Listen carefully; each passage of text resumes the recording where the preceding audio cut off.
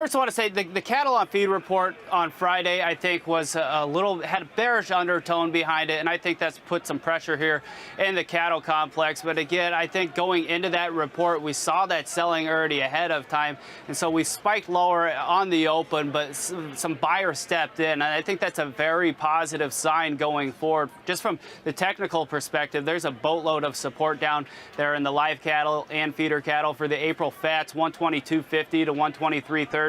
Is the 50 and the 100-day moving average, as well as some key Fibonacci retracement levels. So long as we can hold above this, we maintain higher lows, which is good to see. Higher lows and higher highs has been the trend over the past couple months, and we continue to believe that's going to be the case. We're going to keep a close eye on cash. I think the bulls ultimately want to see it close back above 125.45. I think that's the green light to send us back towards 128.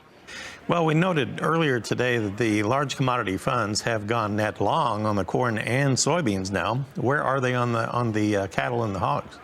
They have added, I think, about 6,000 or 7,000 contracts in the live cattle, so they continue to establish a relatively decent-sized net long position. That's where a lot of these key technical levels come into play. As we had mentioned, that support pocket down 122.50 to 123.30, if that gives way, that could ignite some long liquidation from these funds. So it's going to be very important to stabilize on the back of this bearish cattle on feed report that we saw last week.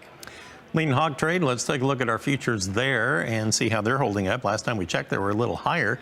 Right now, they're lower again. We have April lean hogs down 30 at 71.08. The May contract down 58 at 77.02. Well, that's on the low of the day now. And we have June down 4 cents at 82.98. So they've been chopping around here. Both sides have unchanged today. What does that mean, Oliver? A little choppy. I think we're really in the middle of no man's land. I have little conviction on either side yet. If I had to choose, I'd probably rather be a seller, but I think we might be able to get a little bit better price action. 71 is going to be, I think, what we call the pivot point. A close above that, conviction close above that, I think opens the door to a rally towards 73. Conviction close below, I think, takes us back to the recent lows we saw here over the past couple of weeks. All right. So you're talking kind of range bound in the meantime? Range bound it is, but okay. I think on the longer term thing, bears have control, so I think you're going to want to be looking to the sell side. Thanks.